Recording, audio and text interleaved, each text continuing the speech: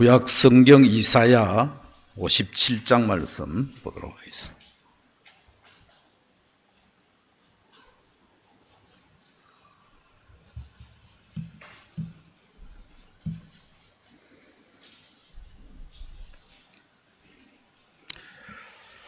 이사야 57장 14절 말씀부터 읽도록 하겠습니다.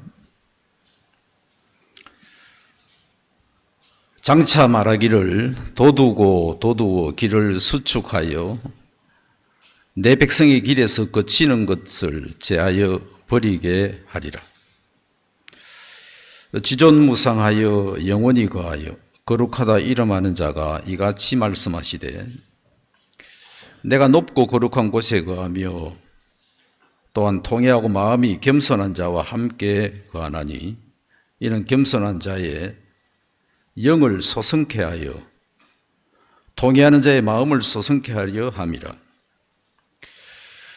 내가 영원히는 다투지 아니하며 내가 노하지 아니할 것은 나의 지은 그 영과 혼이 내 앞에서 곤비할까 함이니라. 그의 탐심의 죄악을 인하여 내가 노하여 그를 쳤으며 또 내 얼굴을 가리우고 노하였으나 그가 오히려 패역하여 자기 마음의 길로 행하도다.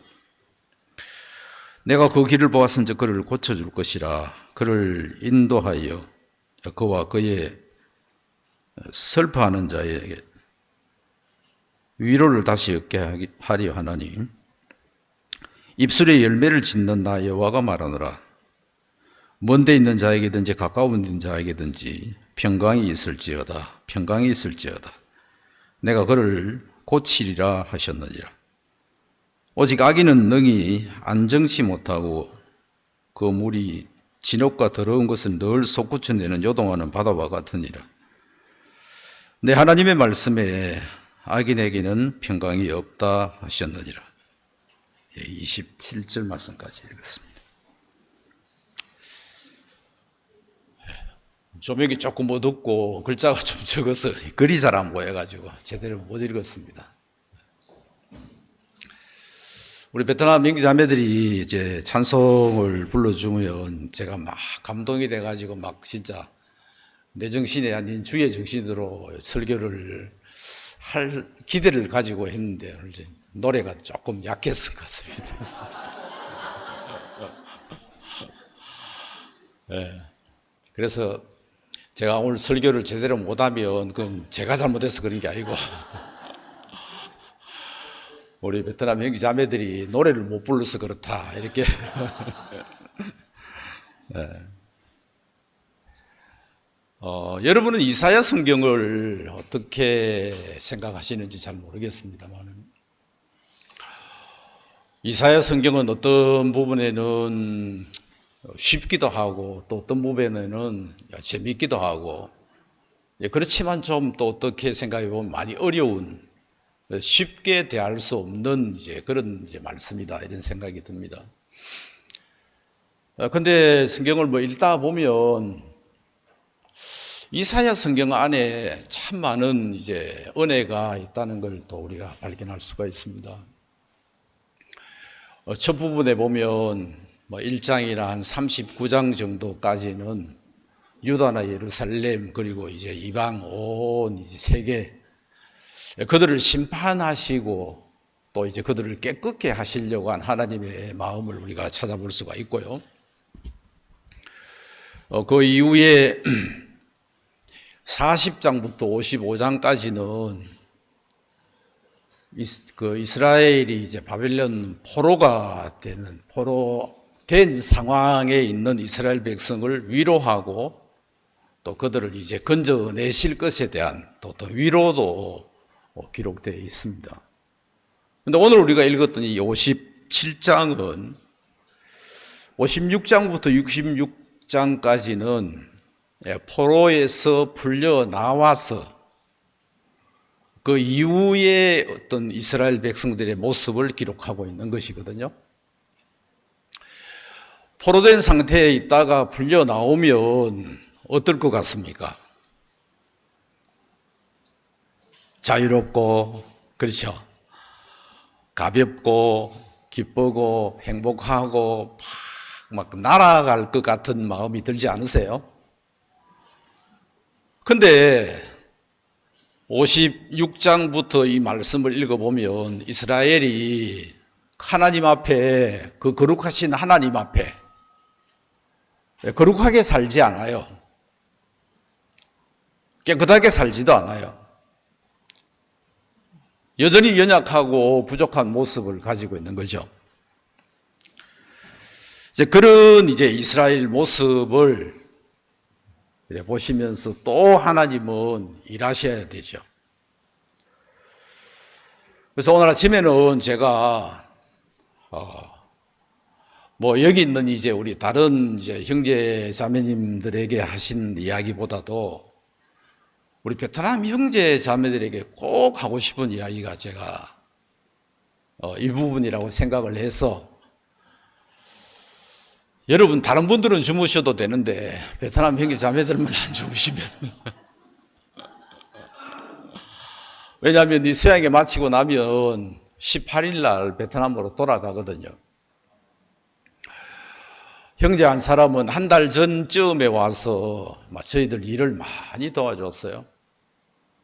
그래서 저희 부부가 몇 개월 할 일을 형제가 와서 우리가 그냥 쉽게 은혜를 입게 됐고, 또 우리 흥 목사 부부 또 좀 더 일찍 와서 또 저들을 도와줬고, 또 자매들도 세 사람 와서 우리하고 함께 하면서 너무 행복했거든요. 기뻤고 감사했고. 근데 형제자매들 마음을 만나서 우리가 만났을 때 막 오랜만에 만났잖아요. 1년 만에 만난 분도 있고 그런데 그 어떤 기쁘고 즐겁고 감사하고 행복하고 하는 그 어떤 이면에 형제 자매들의 마음 안에 가지고 있는 마음이 있더란 말입니다. 어려움이 있고 불편함이 있고 고민이 있고 문제가 있고, 그런 마음들을 그냥 바로 끄집어내 놓고 바로 이야기하고 바로 해결받고 그게 또 쉽진 않죠. 근데 기회가 돼서 앉아서 이야기를 하다 보면 주님이 우리의 마음을 이끌어가는 걸 볼 수가 있는 겁니다. 전주 목사님 부부를 한번 찾아뵙고 인사드리고 싶어서 저희들 제가 차가 2대나 있거든요. 여러분 아십니까? 그리고 이번에도 우리가 형제자매들 대접하려고 그래도 좀 좋은 차를 빌려가지고 그래서 수양회로 오려고 했는데 형제자매들이 극구 반대를 했어요. 아니 목사님 차 2대나 있는데 그 2대 타고 가면 되지 말라고 또 새 차를 빌리자 하고 그래가지고 싸우다가 제가 져가지고, 우리 큰 차는 트럭이고 작은 차는 모닝인데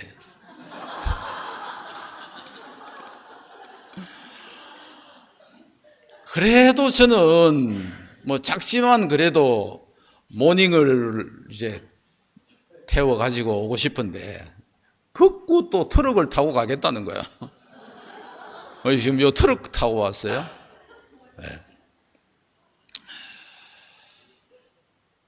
내가 운전을 하면서 우리 자매들하고 쭉 전주 차 타고 전주 도착할 때까지 교제를 했어요. 그러니까 잠도 안 오고 좋죠. 근데 교제를 하면서 제 마음에 주님 앞에 감사한 게 뭐냐면 하나님이 그 자매의 마음을 밝게 하시는 거지. 그래 그동안 맺혀 있고 쌓여 있던 그 마음이 풀어지는 걸 볼 수가 있더라고요. 만약에 내가 한국에 있지 않고 베트남에 있었다면 자매가 그 마음에 있는 고민이나 어려움들이 이렇게 오랜 시간 질질 끌고 오진 않고 쉽게 해결이 될 수도 있었을. 그런데 저희들은 한국에 나와 있고 또 베트남에 있는 그 어떤 거리가 물론 뭐 죽음이나 아니면 뭐 전화를 통화를 해도 가능은 하지만 실제 이렇게 만나서 교제하는 것은 또 다르잖아요. 그렇죠? 그래서 말씀은 유튜브 안에 들어가면 얼마든지 들을 수 있지만 그렇게 들은 말씀이 우리를 얼마나 바꾸어 주었느냐 말입니다. 우리를 얼마나 병쾌하고 다르게 만들었느냐는 그렇지 않습니다. 그런데 별것 아닌 것 같지만 우리가 이 수양에 와서 직접 이제 얼굴을 대하고 또 이제 마음을 열고 교제를 하고 교제를 받으면 너무 신기한 거는 산 같은 그런 어려움이나 문제도 별것 아닌 짧은 시간에 말씀을 통해서 마음에서 넘어갈 수가 있고 이길 수 있는 이제 그런 마음을 가지게 되더라는 것입니다. 아무도 아멘 하는 사람이 없네. 아멘 한번 해보세요. 예, 그게 이제 수양회가 좋은 거예요. 수양회가 좋은 게 그거예요. 지난 수요일 날, 여기 이제 오기 전에 지난 수요일 날, 저희 이웃집 이제 그 할머니 한 분이 계시는데 그분이 이제 장로교회 권사님이시거든요. 저희 집에 자주 오세요. 이제 그분 이제 땅하고 우리 집하고 사이에 돌담이 있는데 꼭 그 느헤미야 성경에 예루살렘 성벽이 이제 불타 무너져 있는 것처럼 다 자빠져 있어. 돌담이. 근데 그걸 제가 좀 쌓아주고 이제 그렇게 하니까 관심을 가지면서 지켜보시다가 시간만 나면 우리 집에 오셔요. 우리가 있을 때도 오시고 없을 때도 오시고 이래 쭉 보고 이래 돌아가시. 제가 그 땅을 좀 빌려 쓰고 싶어서 말씀을 드렸더니 선뜻 그렇게 하래요. 그래 와서 이래 보시고 하는데 전 잘 몰랐습니다. 그냥 뭐 이웃인가 보다, 그냥 뭐 자기보다 좀 젊은 사람이 와서 사는가 보다 이렇게만 생각할 줄 알았는데 다 그냥 뭐라 그럴까요, 표현을. 베트남 말은 기억이 나는데 한국말 단어가 기억이 안 나요. 그러니까 이제 그 경찰이 왜 이래 딱 따라다니는 그 주시하는 이제 그런 이제 눈빛으로 우리를 이제 본 거예요. 그 할머니는 그 고성의 만석군의 며느리예요. 그분 집은요, 딱 여러분 가보면요, 딱 기가 죽어요.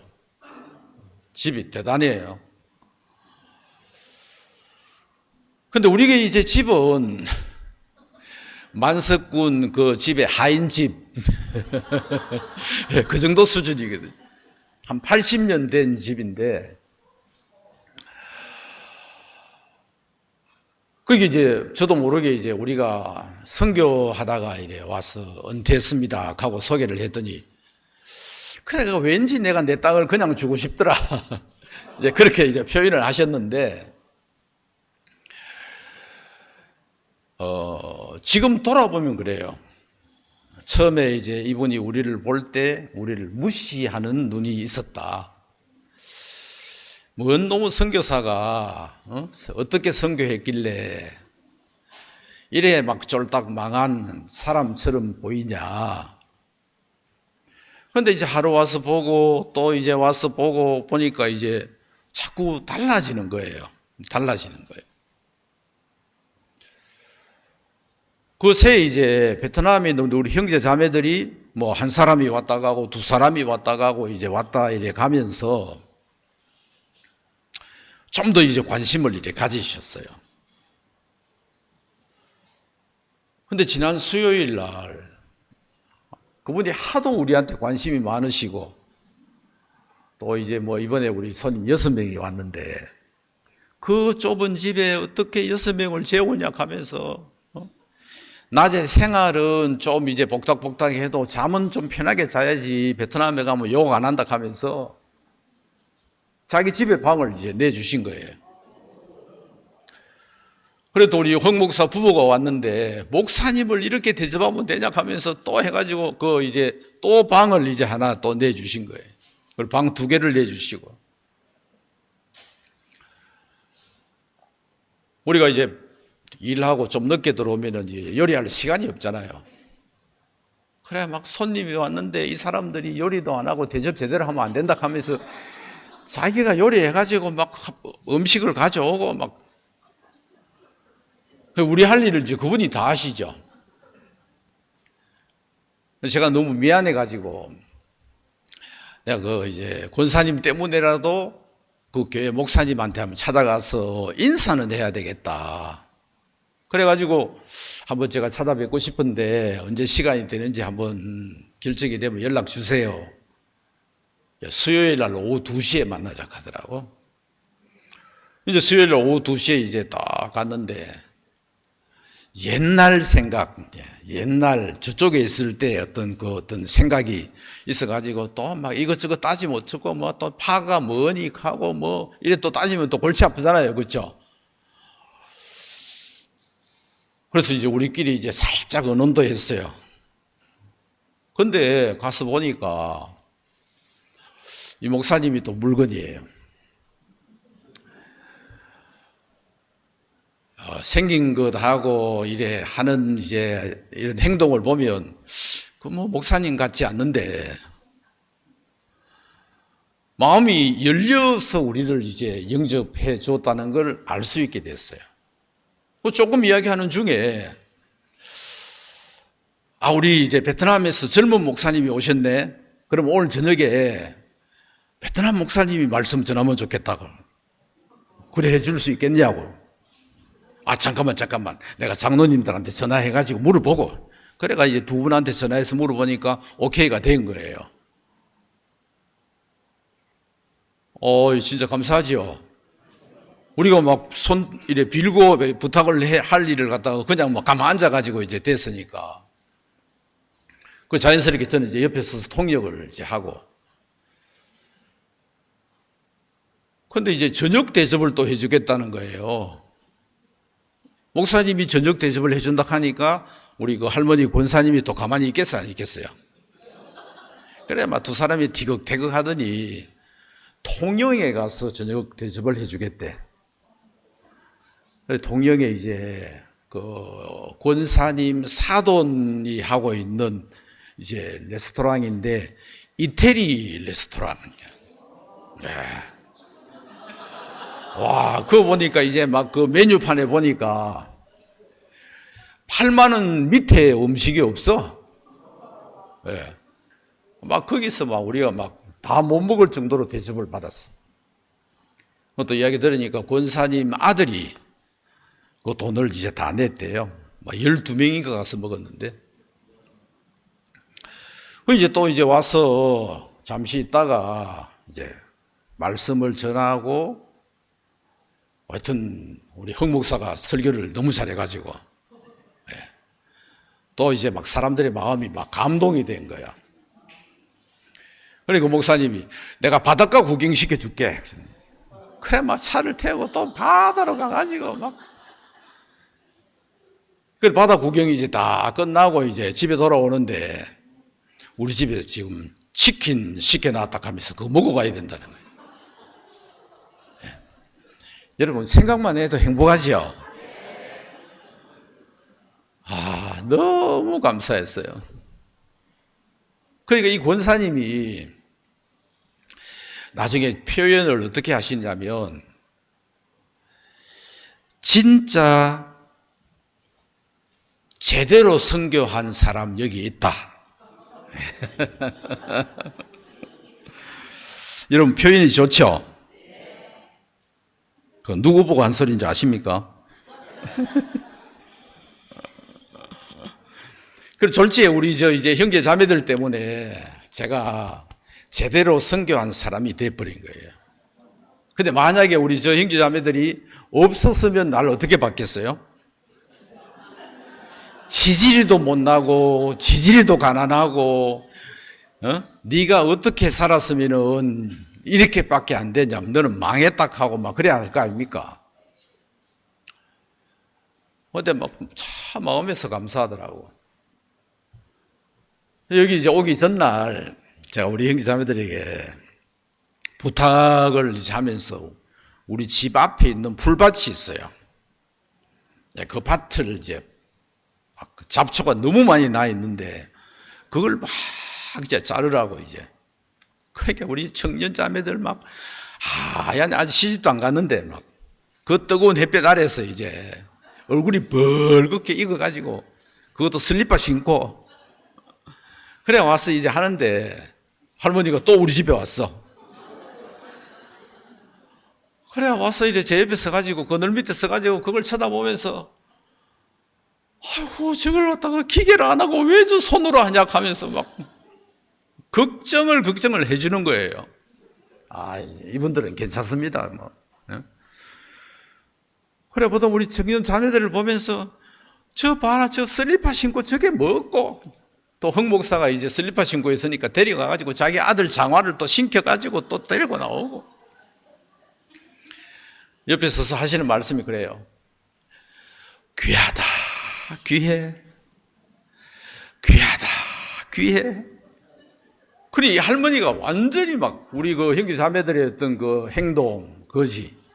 우리가 이제 식사 초대를 해서 이제 같이 음식을 먹었거든.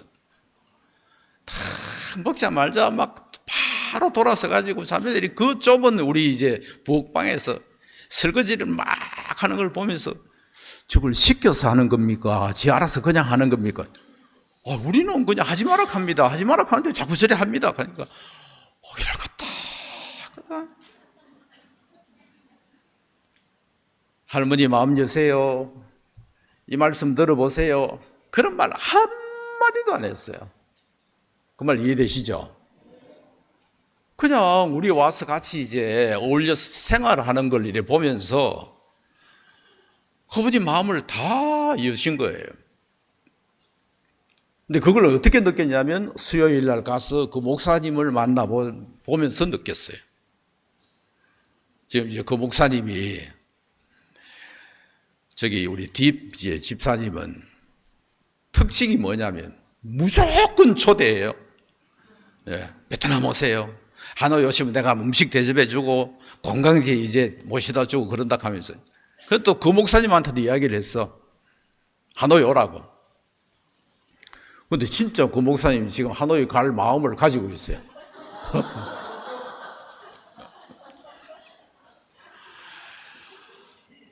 근데 그 과정 속에서 이야기하는 이야기를 들어보니까 그분이 추구하는 선교하는 방향하고 제가 선교했던 방향하고는 180도가 틀리더라고요. 그분은 이제 적당하게 이제 그 위에 사람들 이제 주물러 가지고 안심시켜 놓고 자기 이제 하고 싶은 일을 하시려고 하시더라고요. 뭐 저는 아예 그냥 뭐 놔놓고 숨어서만 이제 이랬는데 그리고 우리 이제 형제자매들을 이제 만나면서 그분이 막 지금 막 포부를 가지고 있고 막 그림을 그리고 있거든요. 앞으로 일이 어떻게 전개가 될지는 잘 모르겠습니다만은 참 행복하다는 마음이 최근에 이렇게 많이 들어요. 뭐 전 특별한 일을 이제 하지도 않는데 갑자기 이제 이제 몇몇 이제 형제님들이 이제 연결이 됐어요. 진짜 저한테 이제 막 그 이제 집에 와서 이제 예배하자하고 이제 모임 갖자하고 이제 그러시는데 제가 막 어떻게 당황스러울 이제 마음을 가질 정도로 생각을 해봅니다. 왜 이런 일이 일어나지? 도대체 하나님이 어떤 일을 어떻게 하시려고 이런 일을 이제 하시냐 하는 이런 마음이 이제 드는 거예요.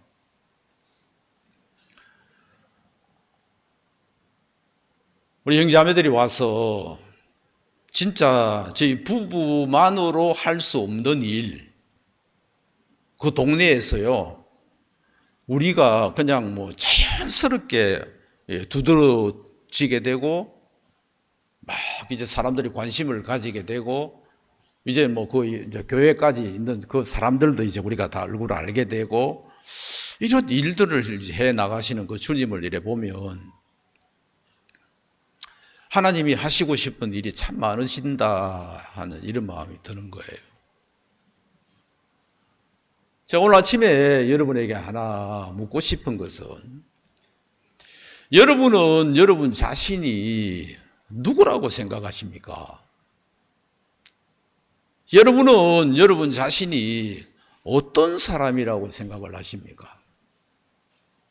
도대체 내가 누군데, 내가 어떤 사람인데 오늘 내가 이렇게 지금 살아가고 있느냐는, 여러분은 여러분 자신이 마음에 드세요? 여러분 자신이 만족이 되세요? 아니라면 왜 그렇죠? 왜 그렇습니까? 제가 이 성경을 읽어보니까 우리가 읽었던 마지막 절에 내 하나님의 말씀에 악인에게는 평강이 없다 하셨다는. 예, 하나님은 말씀하셨어요. 그 사람의 마음 안에 평강이 있냐 없냐, 그건 네가 지금 사는 삶이 악하냐 악하지 않냐, 그 삶에 달려 있다는 거예요. 우린 쉽게 그냥 내가 어떻게 선하게 살 수 있냐 그렇게 말할지 모르지만, 나라는 사람은 내가 스스로 지키는 건 아니잖아요. 여러분 그렇죠? 누군가 내 옆에서 나를 지켜줘야 되잖아요.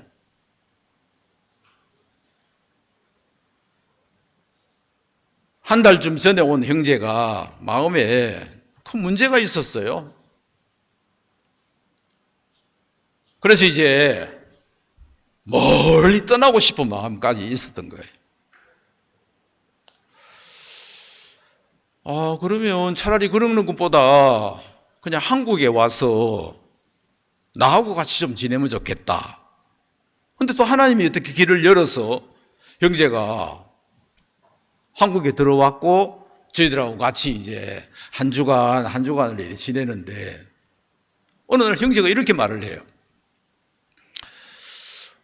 목사님, 내가 18년 전에 목사님하고 같이 있을 때 그 느낌이 지금 내가 그런 느낌이 새롭게 듭니다. 그렇게 표현을 했어요.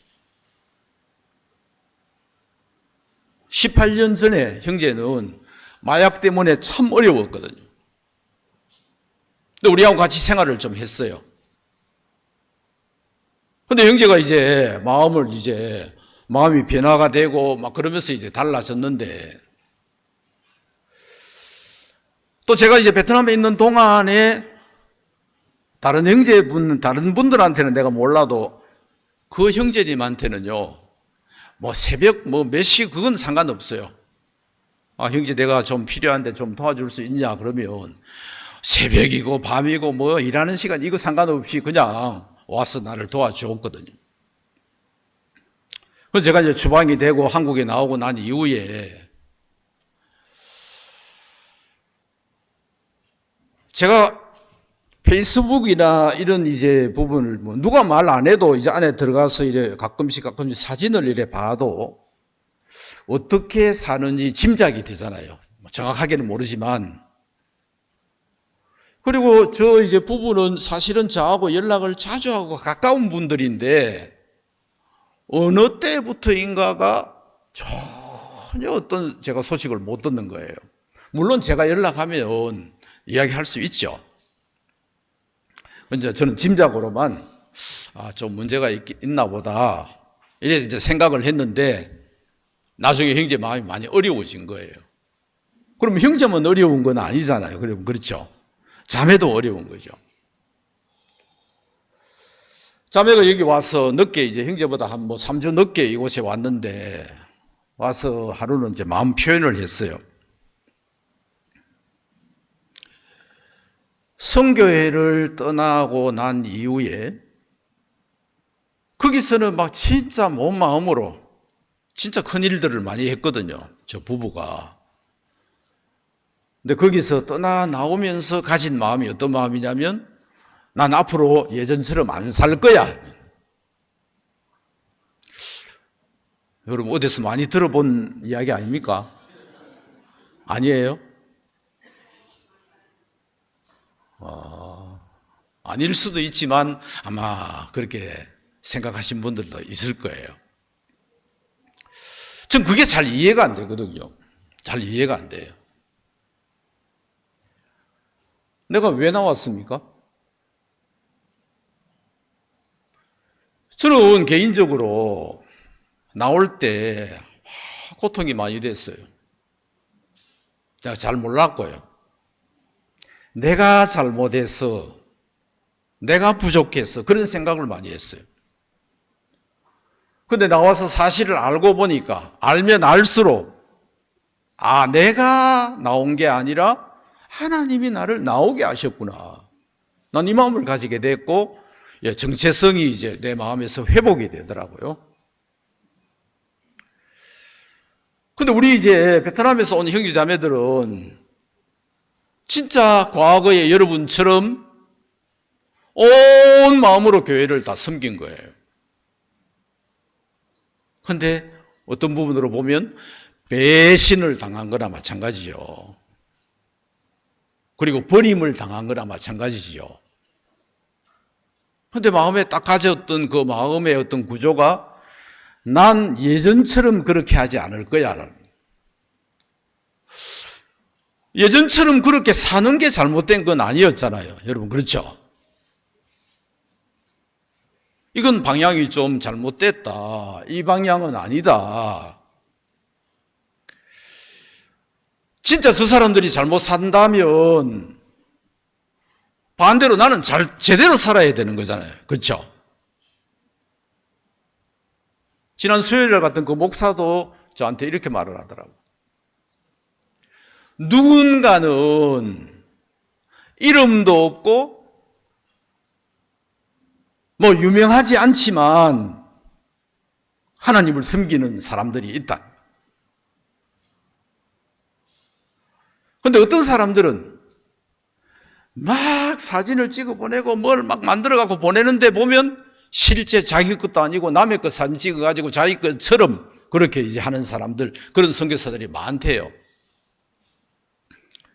그런데 그분들이 이제 우리 형제자매들을 만나면서 저를 보고 뭐라 했습니까? 아까 이 선교사는 제대로 선교한 목사다, 그렇게 표현을 했어요.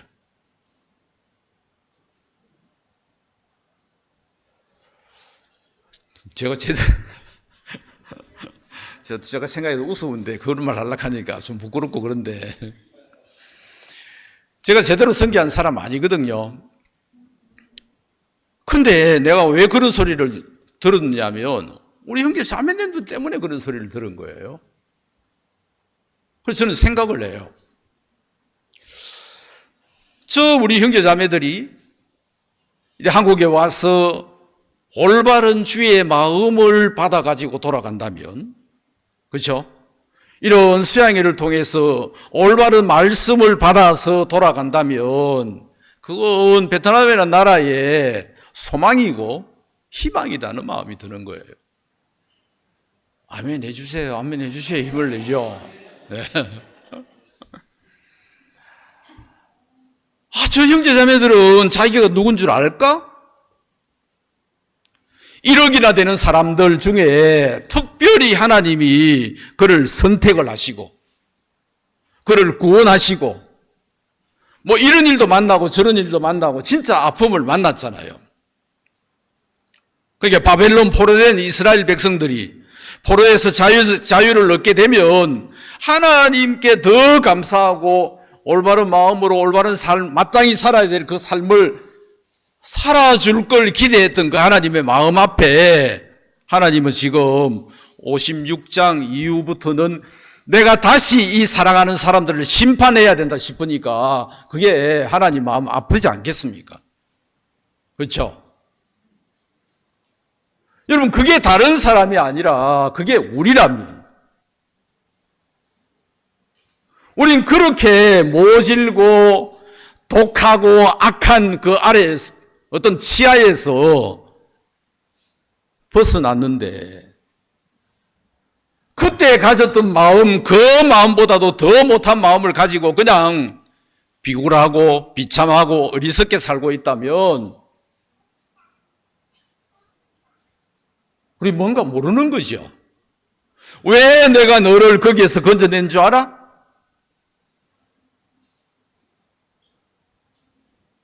뭐 하나님의 어떤 다른 뜻이 있는 거잖아요, 여러분. 그렇지 않습니까?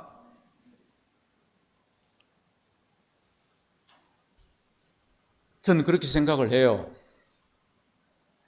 우리 저 형제가 주의 마음을 받아서 돌아가면 베트남에 얼마나 큰 복을 받겠냐. 저 형제자매들 한 사람 한 사람이 같은 마음으로 딱 복음 앞에 선을 긋고 살아가면 부끄러워해야 될 사람들이 너무 주위에 많은 거예요. 우리 이제 흥 목사 부부가 있는데 지난 수요일 날 그 장로교회에서 자기가 구원받은 간증하고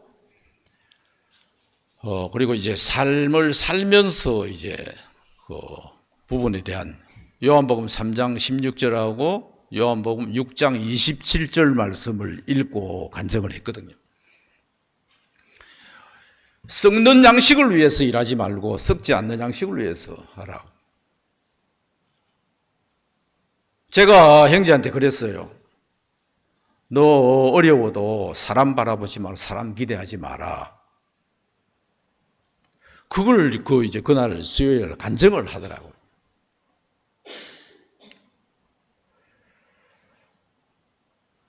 야, 내가 오래전에 내가 흥 목사한테 했던 그 말이 그 마음에 남아서 지금 진짜 어렵거든요.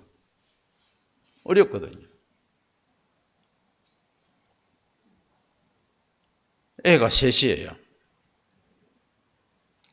근데 보니까 예전에 그렇게 좋았던 형제 자매들이 거의 11절을 안 해요. 그냥 마음도 그렇고 손도 그렇고 막 그냥 모든 걸 다 풀어버렸더라고. 그런데 하나님이 그걸 기뻐하시지 않죠. 여기 이사야 56장부터 그런 내용이 기록되어 있거든요. 네가 지금 악인의 길로 간다면 나 너 길을 방해할 거야. 다시 너 돌이키게 해서 올바른 길을 가게 할 거야. 그 가정이나 그 한 사람 한 사람 마음에 지금 하나님은 그런 일을 하고 있는 걸 저한테 정확하게 보여주시더라고요.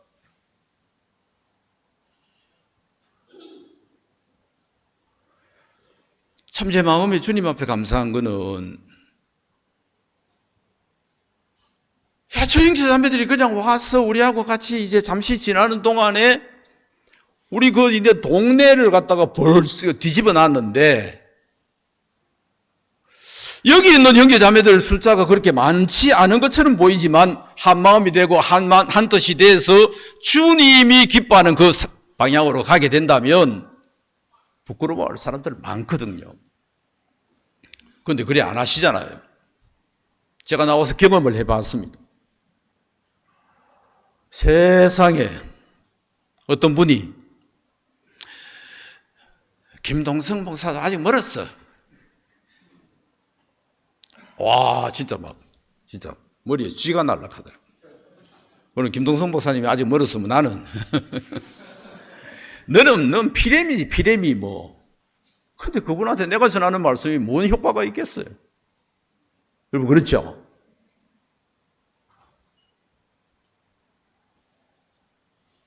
그리고 이제 시험이 들었는데 3주 동안에 안 나오면서 저한테 자랑하듯이 말씀하셨어요. 3주 동안 놀러 다녔다 하더라고, 주일날. 전 그때 마음을 정했습니다. 난 이분하고는 같이 못 가겠다 하는 마음이 들더라고요.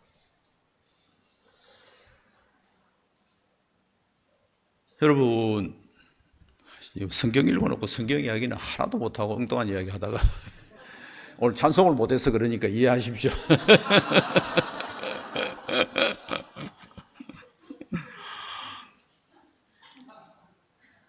전 진짜 아무것도 아닌 사람이지만 제가 이사야 58장 한번 보겠습니다.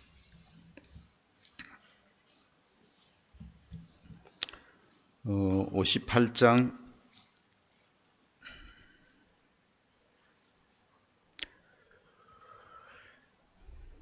9절부터 보시면요. 9절 중간문에 보면 그 동그라미 하나 있죠. 그것도 볼게요. 만일 네가 너희 중에서 멍에와 손가락질과 허망한 말을 제하여 버리고 줄인 자에게 내 심정을 동하며 괴로워하는 자의 마음을 만족해 하면 내 빛이 흑암 중에서 발하여 내 어두움이 낮과 같이 될 것이며 나 여호와가 너를 항상 인도하여 마른 곳에서도 내 영혼을 만족해 하며 내 뼈를 견고케 하리니 너는 물된 동산 같겠고 물이 끊어지지 아니하는 샘 같을 것이라.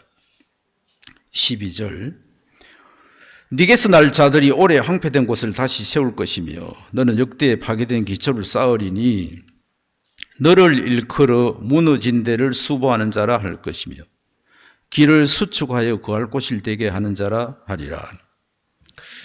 12절 말씀을 이래 보는데 제 마음이 어떤 마음이 들었냐면 내가 형제들하고 같이 뭐 길게는 한 달 아니면 짧게는 뭐 열흘 그러면 일주일 정도 이렇게 같이 있는 동안에 저분들의 마음을 하나님이 많이 부드럽게 하시고 그냥 뭐 어떻게 뭐 억지로 끄집어내서 하는 게 아니라 자연스럽게 그 마음이 이제 부드러워진 마음을 표현을 하는 걸 이렇게 볼 때 마음에 소망이 있는 거예요. 내가 이분들하고 좀 더 있으면, 좀 더 같이 있으면 얼마나 좋겠냐 하는 이런 마음이 들더라고. 이제 뭐 18일 되면 이제 저분들 돌아가야 되는데 참 제 마음에 주님 앞에 너무 감사한 거예요. 주님은 우리를 이런 과정이나 저런 과정을 다 통과하게 하시고 또 만나게 하시고 넘게 하시고 이기게 하시면서 우리의 마음이 그냥 주눅이 들고 다 피곤해하고 어렵고 힘든 그 위치에 머물도록 하시는 게 아니라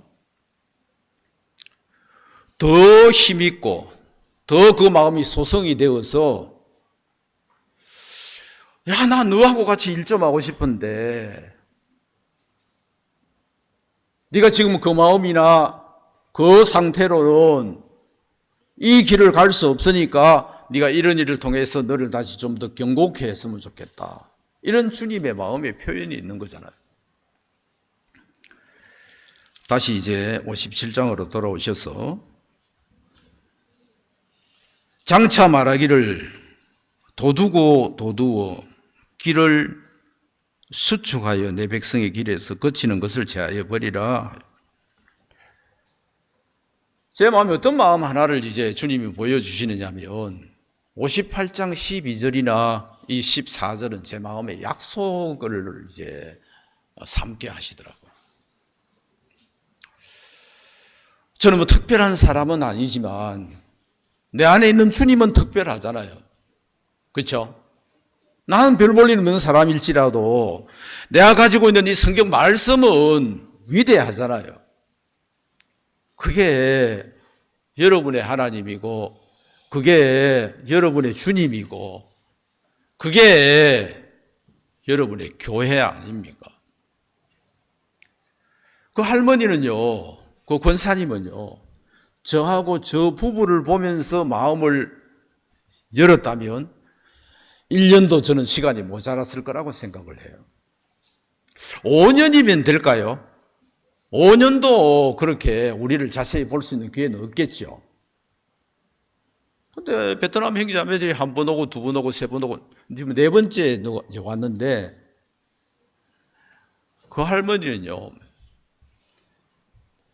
그분 표현이 그래요. 목사님, 저 진짜 감동받았어요. 그 감동이라는 단어를 얼마나 강조를 하시는지. 저분들은 개인적으로 보면 연약함이 있고 부족함도 있고, 그죠? 그렇지만 어떤 사람에게 있어서 그 할머니 같은 분은요, 누가 고치겠습니까? 그런 분들, 만석군의 며느리에다가, 식당 간다 하니까 할머니 꾸미고 나왔는데 제 아내보다 훨씬 이쁘게 나왔더라고. 다 그 모자도 막 내가 볼 때 딱 돈 비싼 모자 같은 모자를 쓰고 나오신 거. 얼마짜리인지는 모르지만. 그런 분들에게 내가 어떻게 감동을 줄 수 있습니까? 그런데 저하고 형제 자매들하고 같이 있는 동안에 형제 자매들이 저를 대하는 그 태도, 마음, 저를 받고 저를 듣는 그런 모습을 통해 가지고 이 할머니 마음이 완전히 막 우리 팬이 돼버린 거예요. 거의 우리 식구나 마찬가지예요. 이런 일들이 지금 우리를 기다리고 있다면, 이런 수양회는 우리에게 정말 귀하거든요. 그냥 늘 듣던 성경 말씀을 한 번 더 듣는 게 아니라 하나님은 우리에게 마음에 결정하기를 원하신다. 오래전의 기억입니다. 수양회를 참석을 했는데 혹시 여러분 중에도 기억나시는 분이 있을지 모르겠습니다. 그 송호솔밭 그 강변에서 그때 설교 제목이 이제 뭐였냐면 제가 만든 제목인데 우리가 저편으로 건너가자. 참 은혜롭게 제가 말씀을 드렸습니다. 그러다가 시간이 한 1, 2년은 지난 것 같아요. 제가 이제 보조 강사로 담양에 갔는데 어떤 신혼부부가 우리 사역자들을 쓰라고 방을 내준 거예요. 우리 이제 큰 밥상 있잖아요. 거기다가 책꽂이 하나 올려놓고 그 위에 이제 벽에 성경 한 구절이 붙어 있었는데 마게도냐로 건너와서 우리를 도우라. 근데 이제 우리가 저편으로 건너가자는 말씀하고 마게도냐로 건너와서 우리를 도우라는 말씀이 저한테 딱 이제 매칭이 됐어요. 그때 제가 생각하기를, 그럼 넌 어디 있어? 그래요. 그리고 보니까 이 편도 아니고 저 편도 아니고, 물론 그때 저는 전도사였어요. 사역을 하고 있었습니다. 그러면 그 정도면 된 거잖아요, 여러분. 그렇죠? 그 정도면 만족해도 되는 거잖아요. 근데 그 말씀이 딱 이제 매칭이 되면서 넌 어디 있느냐? 제 대답이 그랬어요. 나는 이 편도 아니고 저 편도 아니고 내 편에 있구나. 그 마음을 가졌어요. 내게 있어서 저 편은 어디지? 마게도냐는 아닐 거고.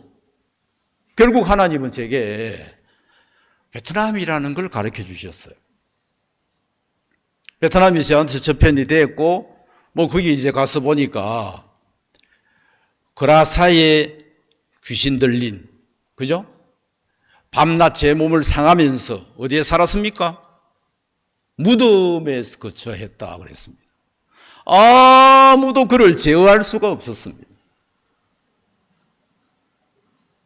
제가 만났던 우리 베트남 형제, 주위의 사람들이 제어할 수 없는 사람이었습니다.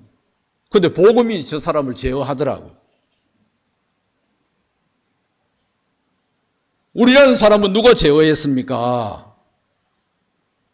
나 자신도 아니었고 우리 주위 사람도 아니었지만 복음이 우리를 제어했죠. 그래서 그 과거 시간에 보면 진짜 미친 듯이 살았지 않습니까? 지금은 우리가 어떻게 사는 게 맞습니까? 저 좀 가르쳐 주십시오. 좀 더 미쳐야 되는 거 아닙니까? 이거 아멘이 안 되는구나. 예. 전 개인적으로 그렇게 생각을 해요. 우린 분명히 잘못된 걸 봤다. 우린 분명히 잘못된 길을 가는 사람들 봤다. 그럼 우리는 어느 길로 가야 되느냐? 성경은 말합니다. 악인에게는 평강이 없다라는 것입니다. 난 여러분이 꼭 깊게 한번 이 부분을 생각을 해 주시면 좋을 것 같습니다. 다른 때 말고 이런 수행회 앞에서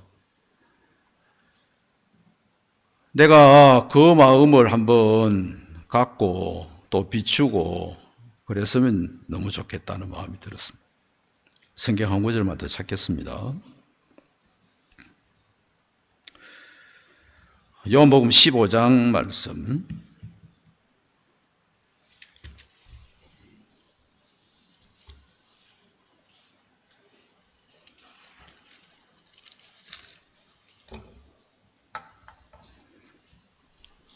(15장) 11절입니다.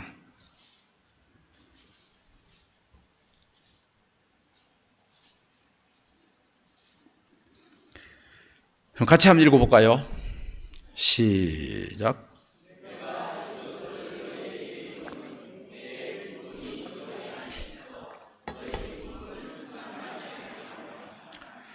자, 이 말씀은 예수님은 예수님의 기쁨을 우리 안에 심어 주시겠다는 거예요. 기쁨은 내가 만드는 게 아니죠. 예수님이 만들어서 우리 마음에 심어 주셨을 때 우리는 죄 사함의 기쁨을 누릴 수가 있었어요.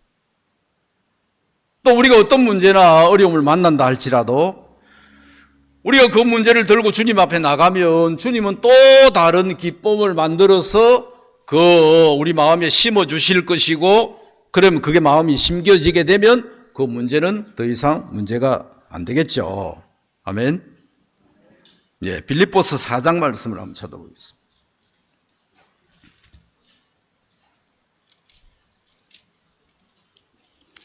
(4절입니다)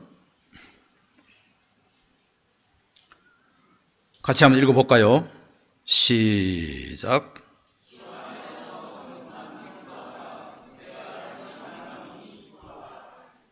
예, 바울은 감옥에서, 이게 옥중서신이잖아요. 감옥에서 이 말을 했습니다.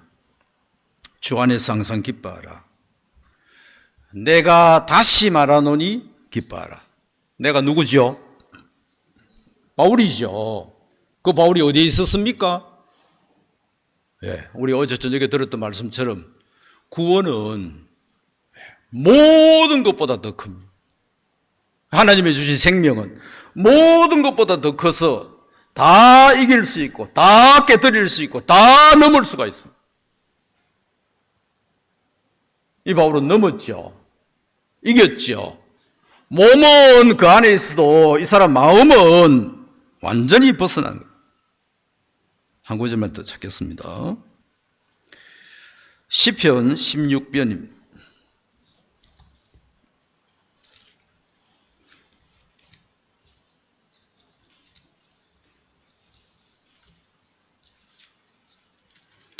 (11절) 같이 읽겠습니다. 시작.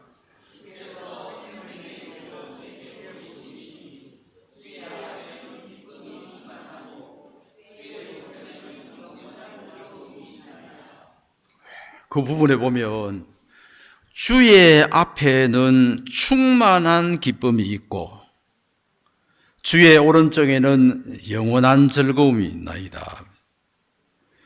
예, 그렇습니다. 우리가 추구하고 우리가 바라는 행복은 주님이 우리에게 임재하실 때, 그때 우리는 이게 말씀처럼 충만한 기쁨을 가질 수가 있고 영원한 즐거움을 누릴 수가 있는 것이더라고요. 저하고 제 아내만 있을 때 결코 느끼지 못하는, 결코 누리지 못했던 것, 형제 자매들하고 같이 있으면서 그렇게 같이 이제 기뻐하고 즐거워하고 있는 동안에 막 우리 주위를 그렇게 바꾸어 놓더라고요. 놀랍지 않습니까? 그래서 하나님이 우리에게 이런 수양회를 주신 거라고 믿고, 이 수양회 안에서 우리의 마음이 이제 말씀에 젖어들고 또 이 분위기에 녹아 들어가면서 주님이 예배한 것을 우리가 받아들일 때 그게 큰 힘이 돼서, 여러분 여기 말하는 이런 충만한 기쁨이나 영원한 즐거움을 우리 것으로 삼게 하시는 하나님의 뜻이다. 그런 마음을 가져보는 것입니다. 복된 시간이 되기를 바랍니다. 기도하겠습니다.